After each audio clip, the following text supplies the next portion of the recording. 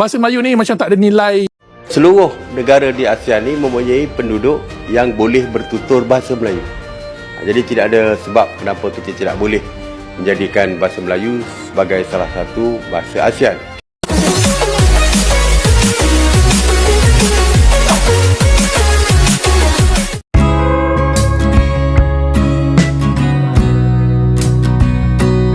Malaysia tampaknya masih sangat berambisi menjadikan bahasa Melayu sebagai bahasa kedua ASEAN. Dalam berbagai kesempatan, pihak Malaysia bahkan kerap menyebut, dengan nada optimistis, bahwa penutur bahasa Melayu mencapai lebih dari 300 juta orang di seluruh dunia. Klaim ini dinilai sebagian pihak sebagai bentuk halusinasi kebahasaan, mengingat perbedaan antara bahasa Melayu dan bahasa Indonesia yang digunakan di berbagai negara Asia Tenggara. Ambisi tersebut kembali mencuat setelah mantan Perdana Menteri Malaysia, Ismail Sabri Yaakob, menyatakan rencananya membawa isu bahasa Melayu sebagai bahasa resmi kedua ASEAN pada konferensi tingkat tinggi ASEAN 2025 yang digelar di Kuala Lumpur kemarin. Meski mendapat dukungan dari sebagian kalangan di Malaysia, wacana ini dipandang tidak mudah terrealisasi. Sebab, ASEAN memiliki keragaman bahasa dan identitas nasional yang kuat di masing-masing negara anggotanya. Ramai yang tak perasan, bahasa Melayu sangat kuat di Asia. Betul ke? Bahasa Melayu sememangnya mempunyai kedudukan yang kuat di Asia kerana dituturkan oleh lebih 300 juta orang di rantau Asia Tenggara, menjadikannya antara bahasa paling luas digunakan di benua ini. Ia merupakan bahasa rasmi di Malaysia, Indonesia, Brunei dan Singapura, selain digunakan di selatan Thailand dan sebahagian Filipina. Dari segi sejarah sendiri pun, bahasa Melayu ni telah menjadi lingua franca sejak abad ke-15 pada zaman Kesultanan Melaka, memudahkan komunikasi perdagangan dan diplomasi di seluruh kepulauan Nusantara. Wah, terkenal betul bahasa Melayu di seluruh dunia, sampaikan pedagang-pedagang dahulu menggunakan bahasa Melayu. Halal, berapa harga rempah ini halal? Huish, hebat bahasa Melayu. Bahasa Melayu ni macam tak ada nilai.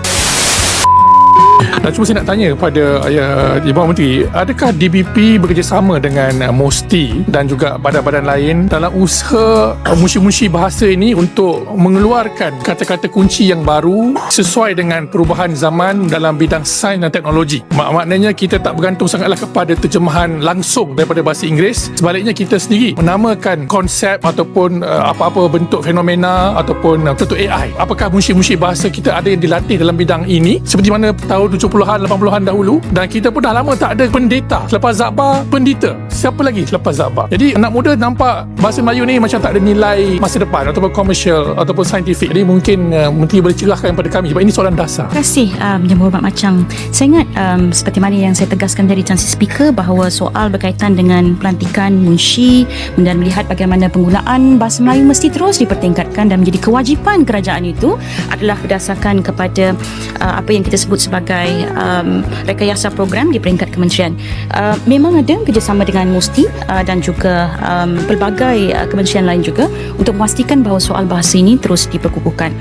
Berkaitan dengan soalan Macang juga berkaitan dengan bagaimana melihat bahasa-bahasa yang baru ini, khususnya sains dan teknologi ini, kita memang melihatnya Tan Sri Speaker sebagai satu kewajipan yang mesti dilaksanakan dalam konteks bahawa bahasa Melayu ini adalah bahasa ekonomi, bahasa sains dan teknologi, bahasa yang mesti dilihat bahawa ia terangkum dalam semua disiplin ilmu.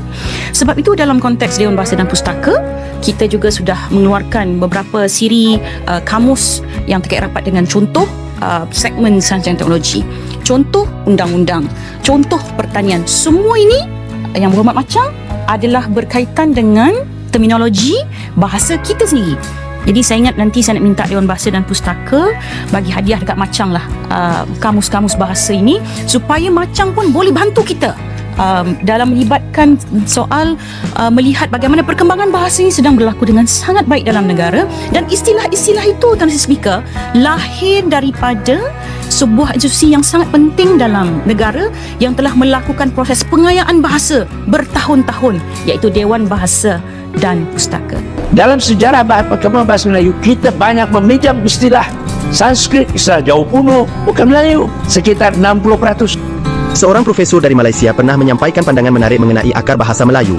Menurutnya, bahasa Melayu yang berkembang di Malaysia saat ini tidak lahir secara tiba-tiba, melainkan merupakan hasil asimilasi panjang dari berbagai pengaruh budaya dan bahasa. Ia menegaskan, sekitar 60% kosa kata bahasa Melayu berakar dari bahasa Sanskerta dan Jawa kuno. Pengaruh Sanskerta masuk sejak zaman kerajaan Hindu-Buddha di Asia Tenggara. Kata-kata penting dalam ranah pemerintahan, agama, ilmu pengetahuan, hingga sastra, banyak dipinjam dari bahasa Sanskerta. Misalnya istilah seperti raja, agama, bahasa, pustaka, hingga manusia. Sementara itu, bahasa Jawa kuno memberi warna yang tak kalah besar. Hal ini disebabkan oleh hubungan erat antara kerajaan-kerajaan di Jawa dengan kawasan Semenanjung Malaya pada masa silam. Hubungan perdagangan, pernikahan bangsawan, serta penyebaran kebudayaan membawa masuk kosakata Jawa kuno, terutama dalam kehidupan sehari-hari dan tradisi istana. Encik Zahir, Tuan Zahir, Abang Adik Zahir, saya tak tahu macam mana nak sebut ni, tapi Malay is Malaysian national language and so is Singapore's national language. Okay? Tapi orang Indonesia tak cakap bahasa Melayu kan, dia cakap bahasa Indonesia. Dan Sri Lanka speak Ceylonese or Tamil. Ini fact ke tak apa. Ini salah. Okay, informasi ni salah. Melainkan kalau dekat Sri Lanka tu orang Melayu yang duduk, tapi orang Sri Lanka tak cakap bahasa Melayu. Yang ni aku duduk dekat luar negara pun tahu. Janganlah buat macam ni, okey? Buat malu kaum je. Jangan. Seluruh negara di ASEAN ni mempunyai penduduk yang boleh bertutur bahasa Melayu. Jadi tidak ada sebab kenapa kita tidak boleh menjadikan bahasa Melayu sebagai salah satu bahasa ASEAN. Kita akan menyelaraskan perkara ini. Saya akan berbincang dengan pemimpin-pemimpin negara ASEAN, terutamanya yang telah pun menggunakan bahasa Melayu. Saya akan bincang mereka supaya bersetuju untuk menjadikan bahasa Melayu sebagai bahasa kedua ASEAN, dan selepas itu akan berbincang dengan pemimpin-pemimpin negara-negara lain yang mempunyai penduduk yang menggunakan bahasa Melayu. Banyak orang Malaysia percaya, bahasa Melayu dituturkan lebih dari 300 juta orang di seluruh dunia. Untuk mendukung klaim itu, mereka sering menganggap penutur bahasa Indonesia sebagai penutur bahasa Melayu juga. Padahal, bahasa Indonesia sudah berkembang jauh berbeda dan berdiri sendiri sebagai bahasa nasional yang besar. Menariknya, lebih dari setengah kosakata bahasa Melayu Malaysia berasal dari bahasa Jawa kuno dan Sanskerta. Jadi, bisa dibilang bahasa Melayu Malaysia sebenarnya hanyalah turunan dari warisan bahasa kuno Nusantara, bukan sebaliknya.